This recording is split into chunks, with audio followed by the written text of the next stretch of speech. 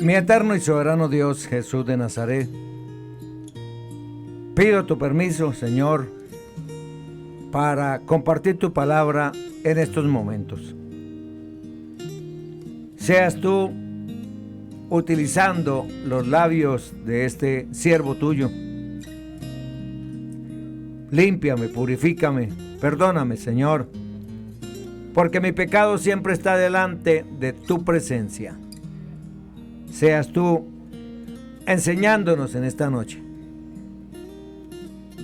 Seas tú abriendo sus corazones y seas tú llevando la palabra donde esté la necesidad, comenzando por este servidor. En tu nombre, mi eterno y soberano Dios, Jesús de Nazaret.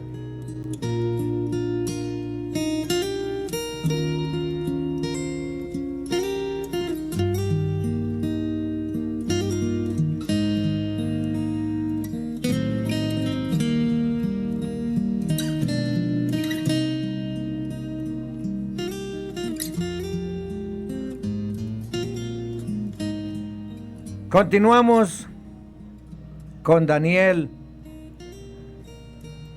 capítulo 10. La guerra espiritual. Vivimos en un mundo visible y existe a la vez un mundo espiritual invisible. Y nosotros, los terrenales, con nuestros ojos físicos no lo podemos ver. Pero los seres espirituales invisibles, pertenecientes al reino de Dios y el reino de las tinieblas, ellos sí nos ven y nos observan. 1 Corintios 4:9. Porque pienso que Dios nos ha exhibido a nosotros, los apóstoles, en último lugar, como a sentenciados a muerte, porque hemos llegado a ser un espectáculo para el mundo, tanto para los ángeles como para los hombres. En cuanto a los demonios o ángeles caídos, su misión es no dejar que la obra de Dios avance, obstaculizar y sabotear el propósito o determinación divina en los seres humanos, engañándolos y destruyéndonos. Por eso, estimado oyente, amigo y hermano, tu enemigo no es tu hermano, no es tu vecino, no es tu familiar. Son demonios que los usan para destrucción. Porque Satanás solo viene para hurtar, matar y destruir. Efesios 6:12. Porque no tenemos lucha contra sangre y carne, sino contra principados, contra potestades, contra los gobernadores de las tinieblas de este siglo, contra huestes espirituales de maldad en las regiones celestes. Cristo vino para libertarnos de sus garras y darnos vida eterna. Por tal motivo, debemos conocer el propósito de Dios para nuestra vida. Los últimos 3 capítulos del libro de Daniel, los capítulos 10, 11 y 12, deberían ser considerados como una sola visión. Y la visión está relacionada con la nación de Israel en el futuro inmediato y también con los últimos días. Por ejemplo, aquí tenemos la mención sobre ese cuerno pequeño, histórico, y también ese pequeño cuerno de los últimos días. Algunos expositores bíblicos consideran esta última visión de Daniel en los capítulos 10, 11 y 12 como la más importante de todas las visiones de Daniel. Aunque pueda no tener ese rango excepcional para algunos, es seguramente la sesión más destacada en referencia a los tiempos proféticos e históricos. Aquí hay características que son diferentes a todos los demás capítulos de Daniel. En esta última visión, incluso la manera de revelación fue cambiada. Dios entrelaza los sucesos que vendrán a la nación de Israel en el futuro cercano, inmediato y futuro, con la sucesión de imperios bestiales, cada uno más fuerte y con una civilización más avanzada, pero igual o peor de crueles. Otra característica sobresaliente es que añade muchos detalles de las visiones anteriores. Aunque todo era profético en el momento en que fue revelado, en el tiempo presente ya se han cumplido ciertas cosas que pertenecen a la historia, al pasado. Pero todavía resta una buena parte que es aún profética y que se cumplirá en los últimos días. También hay que tener en cuenta, para su correcta interpretación, la línea de demarcación entre lo que se ha cumplido y lo que aún se tiene que cumplir, donde no siempre se ve con claridad. Ya hemos visto este principio de la doble referencia, que se refiere a las predicciones que tienen un cumplimiento cercano y local, y también tienen un cumplimiento distante y global. Por supuesto, el cumplimiento en el futuro inmediato nos proporciona la clave para el cumplimiento futuro lejano. Por ejemplo, el cumplimiento histórico en Antíoco Epifanes nos da una imagen del futuro cumplimiento que se hará realidad en el anticristo. La clave para la comprensión de estos tres últimos capítulos se encuentra en la explicación del ángel a Daniel, que leemos en el versículo 14 de este capítulo 1. He venido para hacerte saber lo que ha de sucederle a tu pueblo en los últimos días, porque la visión es para esos días. En otras palabras, que pasaría mucho tiempo antes que esta profecía se cumpliera y que concernía al pueblo de Daniel, es decir, al pueblo israelita. Aquí no cabe incluir ninguna alusión a la iglesia, porque el profeta dejó en claro que la profecía iba dirigida a su propio pueblo. Según las visiones y el mensaje final de los últimos capítulos, nos estamos introduciendo en una sesión sobrecogedora y hasta podríamos considerarla extraña. Aquí notamos que el velo que oculta al mundo espiritual se levanta parcialmente y por un breve tiempo uno puede dirigir una mirada al mundo invisible.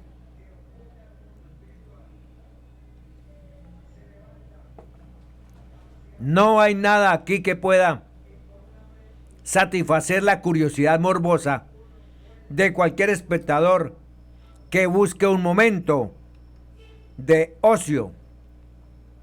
Sin embargo, hay lo suficiente como para producir un efecto benéfico sobre la soberanía de Dios y comunicarle conocimiento profundo e instrucciones al creyente humilde, similar al que produjo sobre Daniel.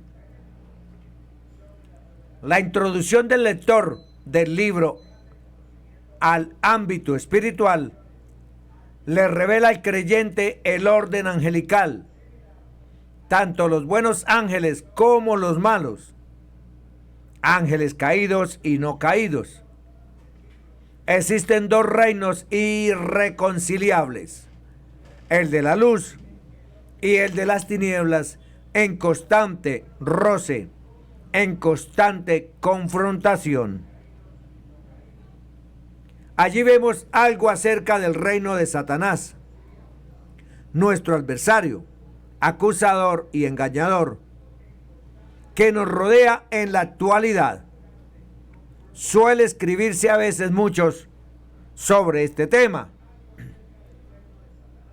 Algunos aprovechan este hecho real y después le añaden ficción al asunto. No hay nada de ficción o imaginación en el mundo visible o invisible. Sencillamente, el adversario trata siempre de torcer y desviar la verdad sobre las cosas espirituales y materiales. Nosotros vamos a atenernos a los hechos que la Escritura nos presenta en este pasaje. Los ángeles ejercen una voluntad libre, ya que algunos de ellos, por voluntad propia, decidieron seguir a Satanás en su rebelión contra Dios. Algunos de estos pertenecen a la orden de los demonios caídos, a quienes se menciona frecuentemente en los evangelios. Los ángeles están organizados en diferentes órdenes, rangos y posiciones, a la vez que tienen diversos poderes y capacidades. El apóstol Pablo dijo cuando escribió a los Colosenses en el capítulo 1, versículo 16, porque en él fueron creados todas las cosas, las que hay en los cielos y las que hay en la tierra, visibles e invisibles, sean tronos, sean dominios, sean principados, sean potestades, todo fue creado por medio de él y para él.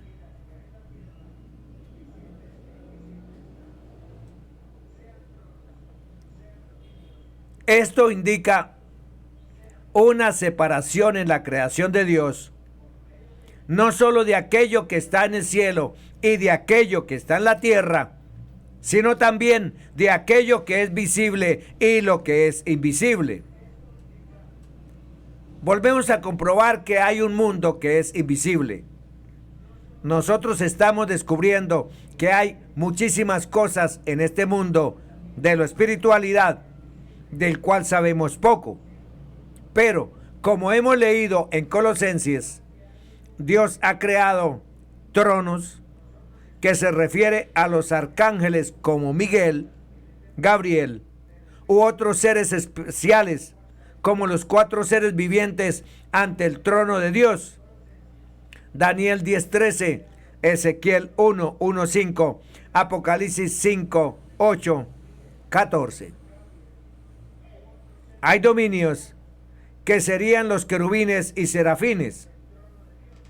Hay principados que serían los generales, mayores generales, brigadieres, coroneles, tenientes, coroneles, mayores, capitanes, tenientes, subtenientes, alférez, cadetes, el alto mando de los ejércitos angelicales. Estos serían los administradores de las huestes celestiales, Hebreos 1:13-14. Y los poderes serían los soldados, que sirven como ángeles guardianes Hebreos 1:4, Salmo 103:20, Salmo 104:4.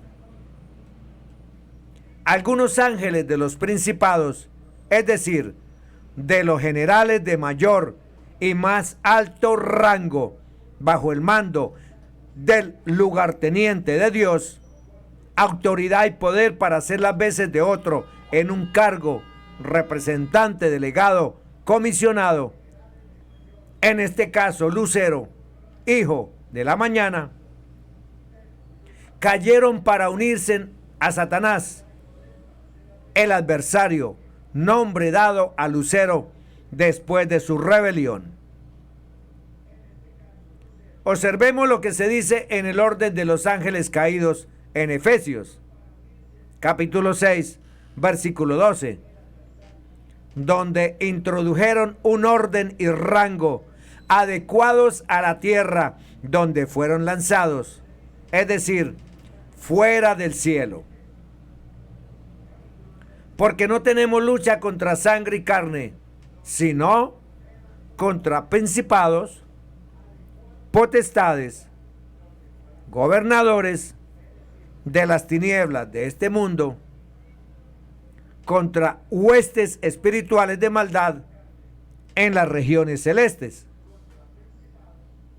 Estimado oyente, Satanás tiene organizada así su milicia espiritual. Cuando fue lanzado fuera el diablo del cielo, el dragón, la serpiente antigua, el acusador, el maligno formó consejo en el abismo y subió a la potestad del aire para establecerse como su príncipe. Ezequiel 31:4, Ezequiel 32:21, Efesios 2:2. Este dragón de 7 cabezas es el mismo Satanás en Apocalipsis 12:3, 9, y se repite en la bestia de 7 cabezas de Apocalipsis 13:1, Apocalipsis 17:3, el mismo Leviatán. Por lo tanto, es identificado en el libro de Apocalipsis como la serpiente tortuosa antigua que, al final de los tiempos, será destruida por el Señor. En Isaías 27:1, el final de este adversario completa su círculo malévolo y pérfido, porque Jehová Dios derrota al Leviatán, particularmente sorprendente. En aquel día Jehová castigará con su espada dura, grande y fuerte, al Leviatán, serpiente veloz, y al Leviatán, serpiente tortuosa, que matará al dragón que está en el mar. En conclusión, es un ejército que se enfrenta y se opone para luchar contra otro ejército. Hay un orden de oficiales y suboficiales y milicia en ambos bandos.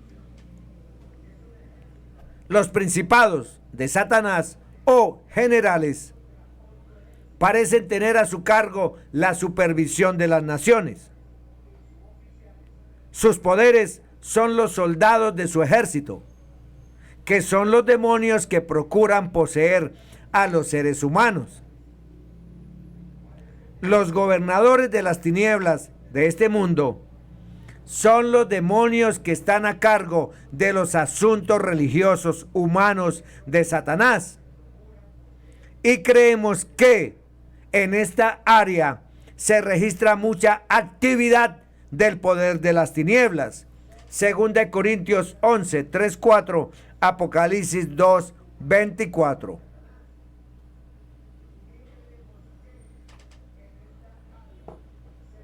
Después están las huestes espirituales de maldad en las regiones celestiales, que serían los demonios que están a cargo de burlas, menosprecio, mortificación, confusión a las personas.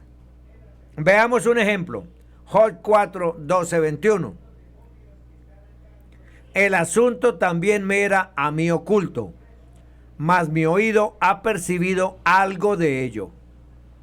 En imaginaciones de visiones nocturnas, cuando el sueño cae sobre los hombres, me sobrevino un espanto y un temblor que estremeció todos mis huesos, y al pasar un espíritu por delante de mí, hizo que se erizara el pelo de mi cuerpo.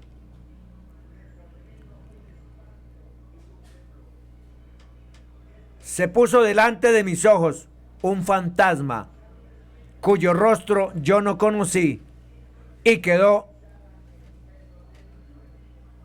oí que decía: ¿será el hombre más justo que Dios? ¿Será el varón más limpio que el que lo hizo? He aquí, en sus siervos no confía, y noto necedad en sus ángeles. Cuanto más en los que habitan en casas de barro, cuyos cimientos están en el polvo, y que serán quebrantados por la polilla. De la mañana a la tarde son destruidos, y se pierden para siempre, sin haber quien repare en ello. Su hermosura no se pierde con ellos mismos, y mueren sin haber adquirido sabiduría. Estimados oyentes, quizás no seamos conscientes, pero el departamento de religión de Satanás es su labor o sección más importante. Él está bien implicado en los asuntos de la religión. Muchos creen que Satanás está en contra de la religión. Estimado oyente, no está en contra de la religión. Satanás promueve la religión.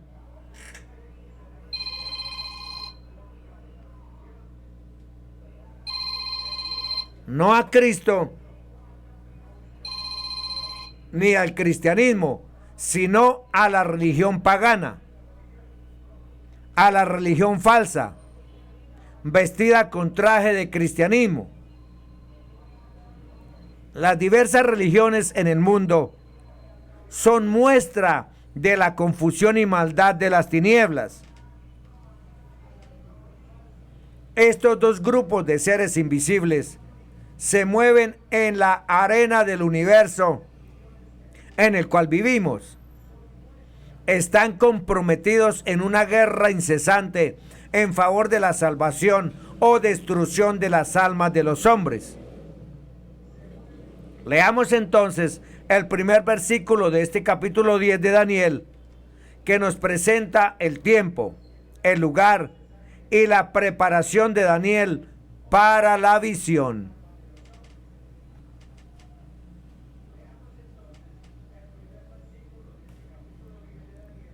En el tercer año de Ciro, rey de Persia, fue revelada palabra a Daniel, llamado Belsasar.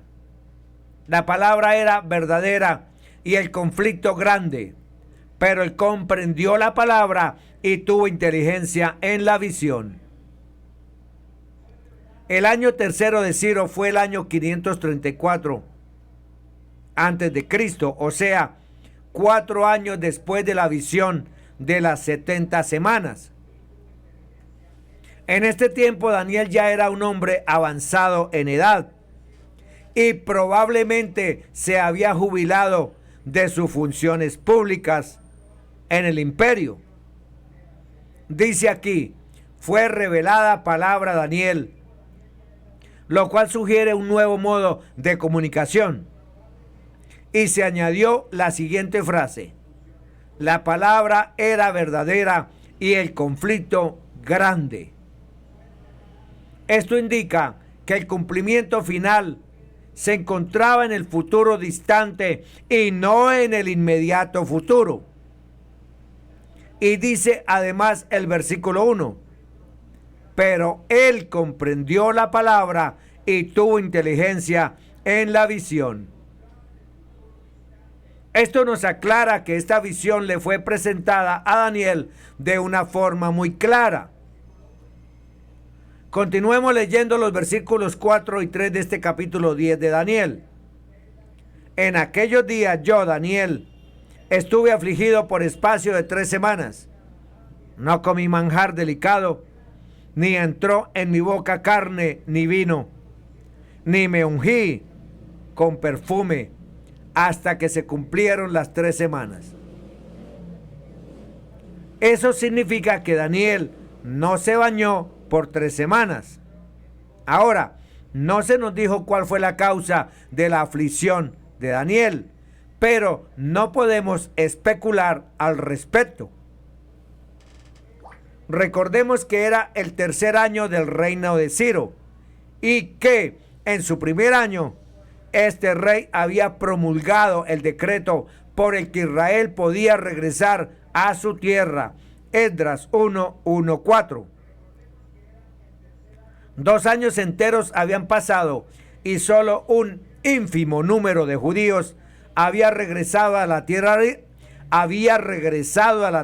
Israel bajo el mando de Zorobabel. Este retorno tuvo lugar antes de que el grupo bajo Esdras y el grupo liderado por Nehemías hubieran regresado. Este fue un tiempo muy duro para Daniel.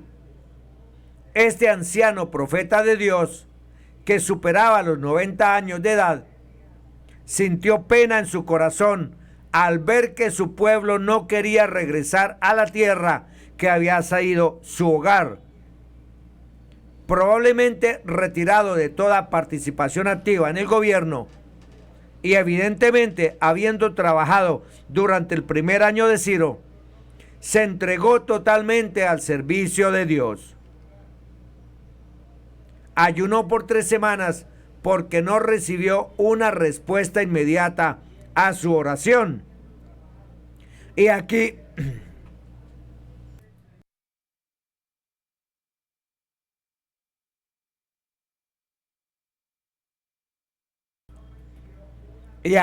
en el versículo 4 de este capítulo 10 de Daniel, continuamos leyendo.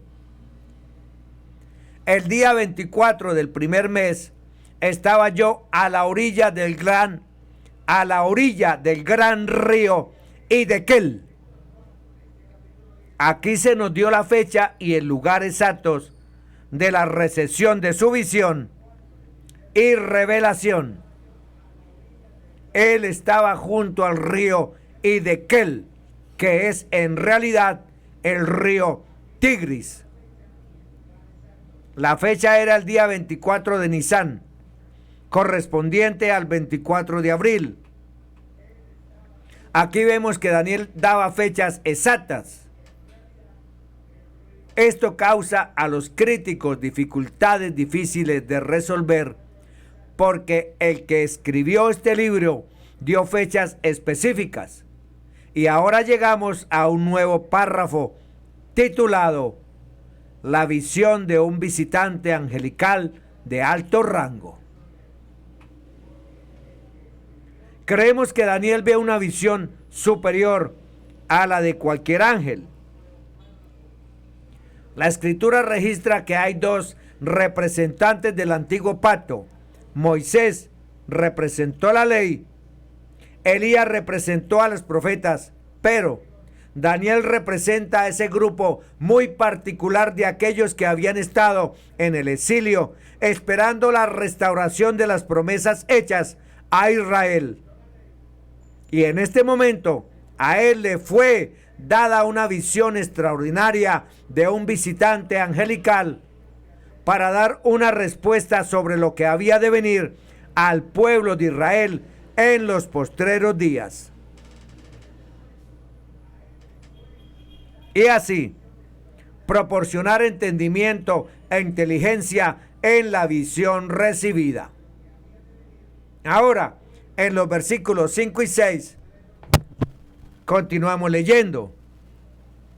Alcé mis ojos y miré, y vi un varón vestido de lino y ceñida su cintura con oro de Ufaz. Su cuerpo era como de berilo o topacio. Su rostro parecía un relámpago, sus ojos como antorchas de fuego, sus brazos y sus pies como de color de bronce bruñido, y el sonido de sus palabras como el estruendo de una multitud. Este fue un método nuevo de revelación. Daniel ya no vio una imagen o una visión de bestias o semanas. Vio a un ángel de rango muy superior con semejanza de varón. Ahora, ¿quién era ese ser celestial? Algunos excelentes expositores bíblicos dudan al tratar de identificarle, y otros esquivan el problema diciendo que era una figura de Cristo como hombre. Eso es realmente generalizar la interpretación al identificar a un ser celestial con el Hijo de Dios como preexistente. Y tampoco podemos equivocarnos al asegurar que sea una figura de Cristo como hombre. Eso no es realizar una interpretación y explicación del pasaje. Por nuestra parte, creemos que no se trataba de Cristo, porque en Daniel 10:12, en este texto, el visitante celestial dijo esto: humillarte en la presencia de tu Dios. Además de los textos de Daniel 12:5-7, que demuestran que era un ser visitante celestial de rango superior, y no, como dicen, Cristo preexistente. Y yo, Daniel, miré, y aquí otros dos que estaban en pie, el uno a este lado del río y el otro al otro lado del río. Y dijo uno al varón vestido de lino que estaba sobre las aguas del río: ¿cuándo será el fin de estas maravillas?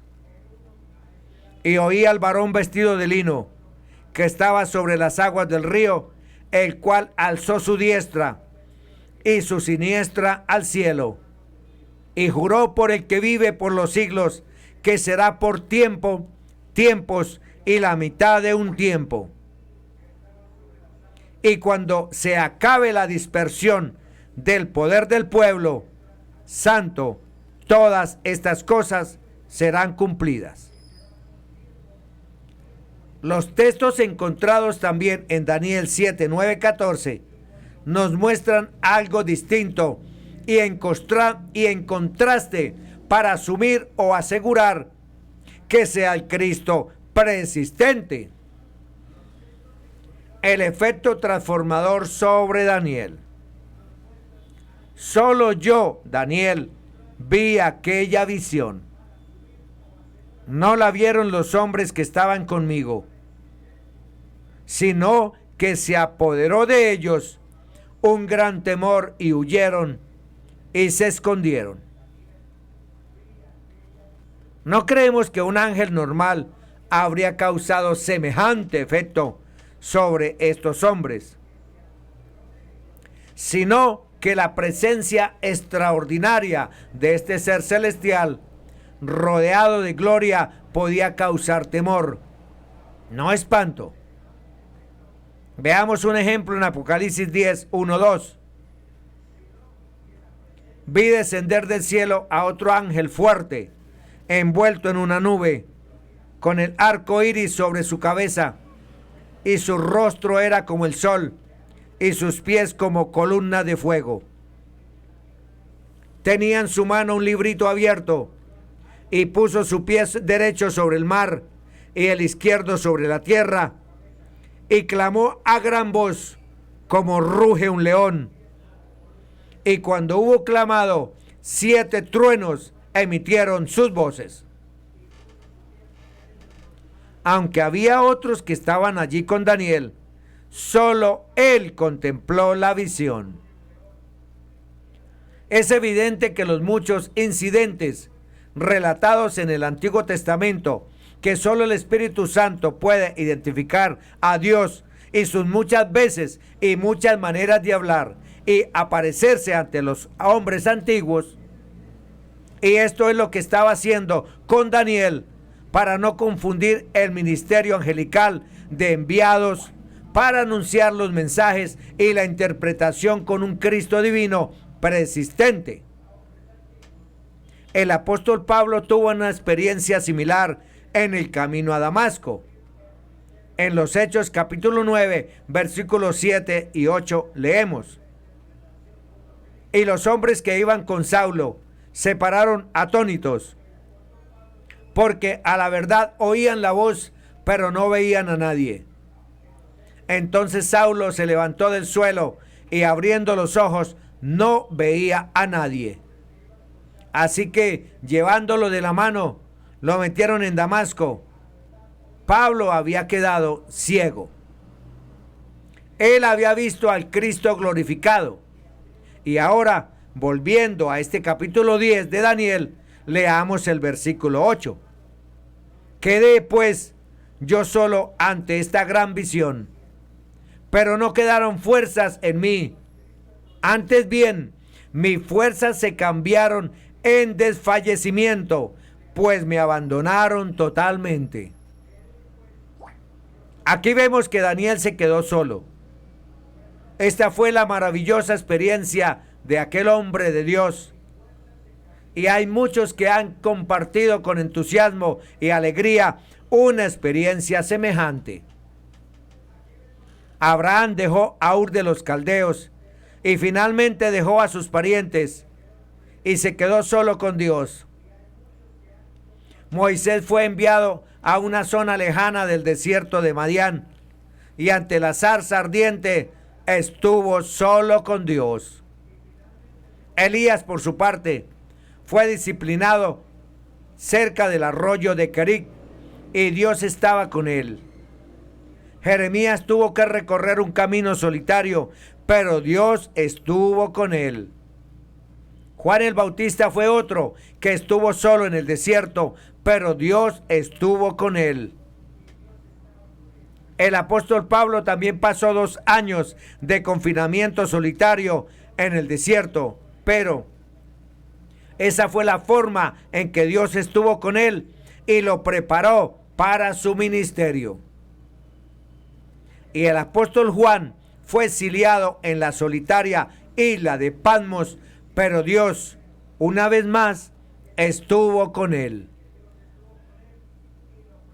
A muchas personas les agrada asistir a grandes reuniones de oración u otro tipo de encuentros en los que se concentre mucha gente.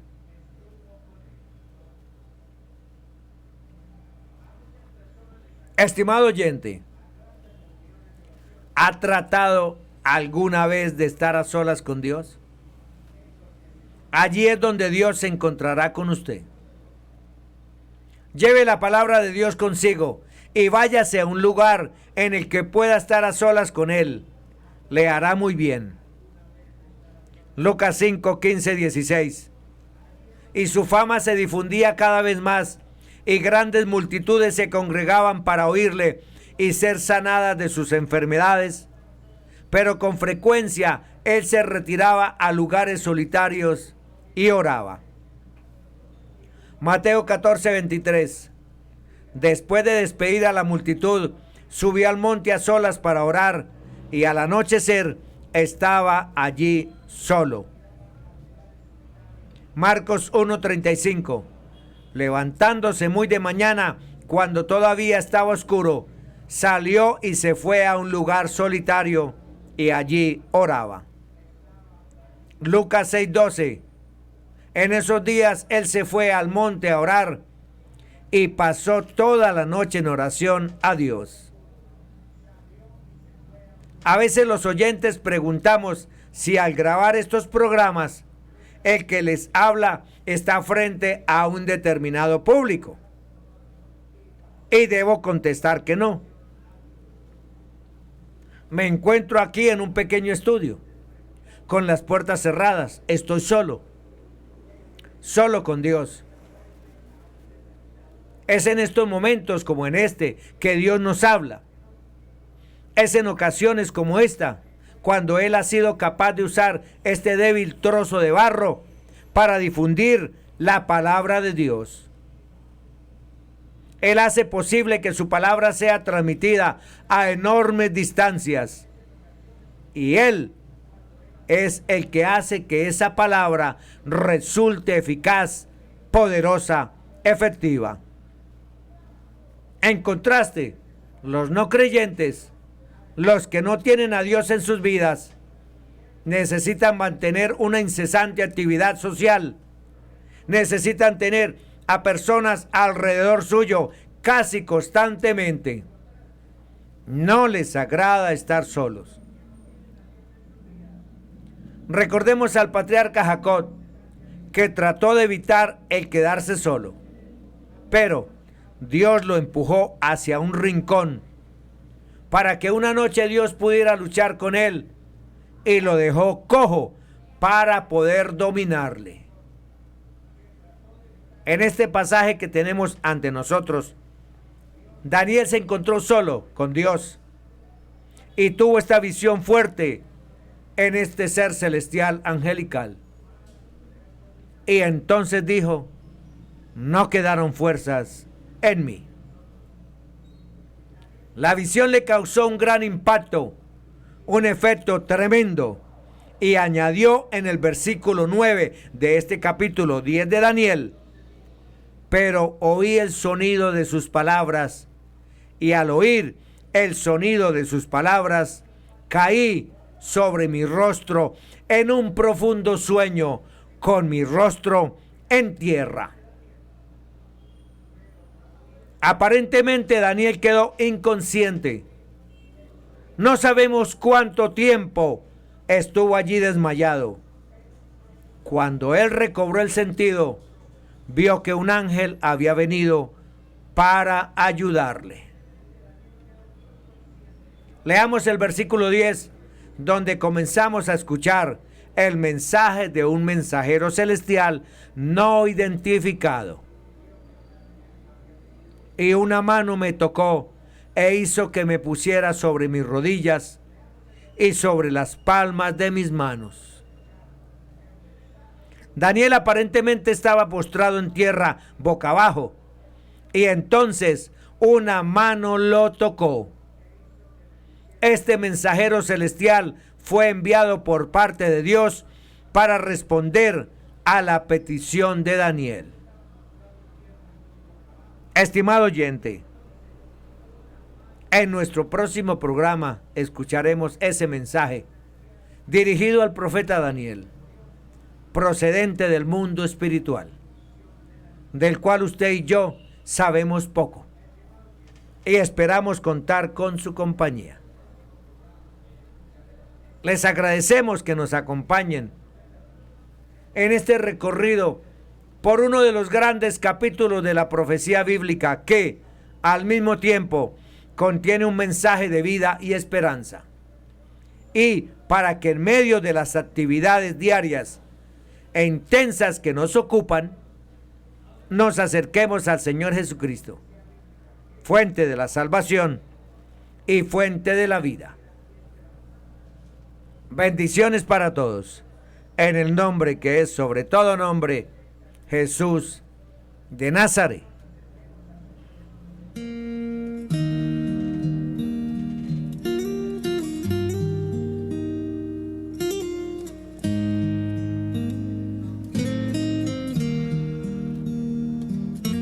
Mi eterno y soberano Dios, gracias te doy por darme permiso de compartir esta tan sublime palabra. Me siento honrado al que tú me utilices. Gracias, Señor. Gracias, Padre Celestial. Permite que tu palabra llegue donde esté la necesidad, comenzando por este servidor. Gracias, mi eterno y soberano Dios, Jesús de Nazaret.